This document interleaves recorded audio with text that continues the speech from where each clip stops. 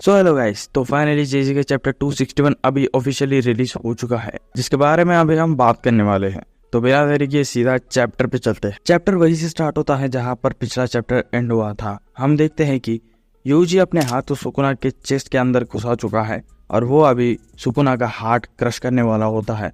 But Sukuna अभी भी अपने डोमेन को ओपन करने की ट्राई कर रहा होता है।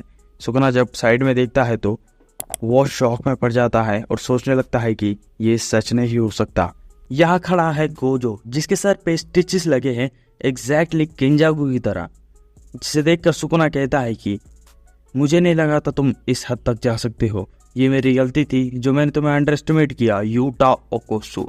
यहाँ सुकुना गोजो को यूटा की तरह एड्रेस कर रहा है और अभी हम जिसे देख रहे हैं वो गोजो नहीं बल्कि गोजो के बॉडी के अंदर यूटा है। पैनल शिफ्ट होता है और हमें फ्लैशबैक का सीन दिखाया जाता है जहां पर सारे सॉर्सर्स मिलकर बात कर रहे होते हैं, जिसमें यूटा बताता है कि अगर गोजो सेंसे हार गए और वो मर गए तो मैं उनकी बॉडी को टेक ओवर कर लूंगा यूजिंग केंजाकुस बॉडी स्वैपिंग एबिलिटी। पर इस बात को लेकर सभी सॉर्सर जो है ऑब्जेक्ट करने लगते हैं सिवाय हाकारी के, जहां पर कुसकाबे बोलता है कि क्या वो लोग सिंपली लिमिटलेस को कॉपी नहीं कर सकते, जहाँ पर उसे शोगु बताती है कि लिमिटलेस को बिना 6 आइज के यूज नहीं कर सकते। बट यहाँ कुसकाबे बोलता है कि क्या हम सिंपली 6 आइज को कॉपी नहीं कर सकते, जहाँ शोगु बताती है कि 6 आइज एक फिजिकल ऑब्जेक्ट है, ना कि कोई कर्स टेक्निक जिसे वो कॉपी कर सके। जहाँ पर माकी बोलती है यूटा से कि तुम सिर्फ 5 मिनट तक ही कॉपी की गए कर्स टेक्निक को यूज कर सकते हो, उसके बाद तुम्हारे साथ क्या होगा। जहाँ खुद यूटा को भी नहीं पता कि 5 मिनट के बाद वो जिंदा बचेगा या नहीं।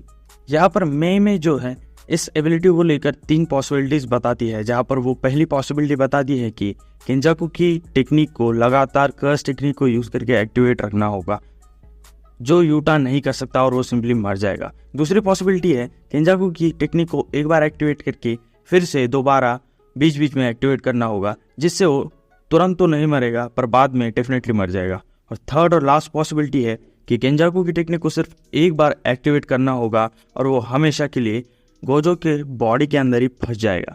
यहाँ पर यूटा बोलता है कि वो फाइनल ऑप्शन के अगेंस्ट नहीं है, बट वो पहले अपना फुल पावर और डोमेन ओपन करके सुकुना से फाइट करेगा। अगर वो हार गया तो वो गोजो सेंसे की बॉडी को टेक ओवर कर लेगा, जिसको लेकर माकी भी कहती है कि ये बहुत ही बेकार प्लान है, बहुत ही डिस्गस्टिंग है। बट यूटा यही पर बोलता है कि हम हिस्ट्री के स्ट्रॉन्गेस्ट सॉर्सर से लड़ रहे हैं, अगर हमें जीतना है तो हमें हमारी ह्यूमैनिटी को साइड रखना होगा। जहाँ पर माकी बोलती है कि ये प्लान सही नहीं है, बट यूटा उनके ऊपर गुस्सा करने लगता है। माकी बोलती है कि तुम हम सब के लिए एक इम्पॉर्टेंट पर्सन हो, बट यूटा यहाँ पर गुस्से में बोलता है कि गोजो सेंसे का क्या, हम सब लोग मॉन्स्टर बनने की जिम्मेदारी जो है गोजो सेंसे के ऊपर थोप रहे थे।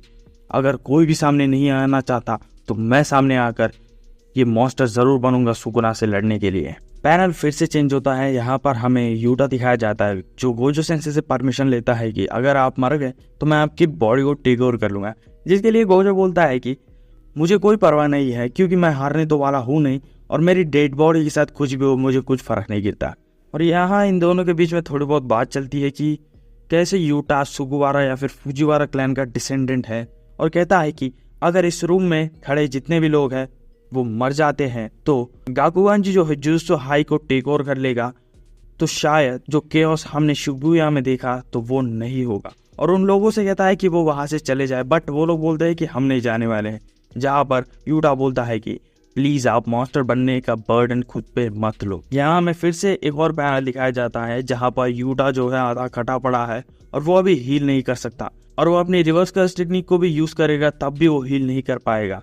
जहाँ पर यूटा बोलता है कि मैं अपनी कॉन्शियसनेस को मेंटेन कर पा रहा हूँ रीका की वजह से, बट मैं अपना लिमिट रीच कर चुका हूँ। जहाँ पर शोगो बोलती है कि मैं अब ये स्टार्ट करने वाली हूँ। वो बोलती है कि उसने गोजो साटोरो की बॉडी को पहले ही पूरा स्टिच कर दिया है और जैसे ही तुम उसके अंदर जाओगे तुम्हें फुल कैपेसिटी पे रिवर्स कर्स टेक्निक को एक्टिवेट करना होगा, जिसकी मदद से तुम हील कर पाओगे। और हमें अगला पैनल दिखाया जाता है प्रेजेंट का, जहाँ पर यूटा और सुकुना दोनों ही अपने डोमेन को एक्टिवेट कर चुके हैं। जहां पर नैरेटर बोलता है कि सुकुना के ओपन डोमेन को कैसे काउंटर किया जाए, जहां पर नैरेटर बोलता है कि गोजो साटोरो ने इसका आंसर पहले ही बता दिया था।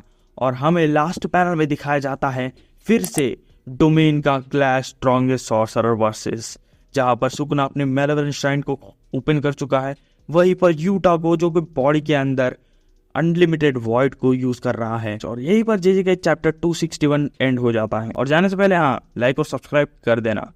तो मिलते हैं अगली वीडियो में, तब तक के लिए सारा।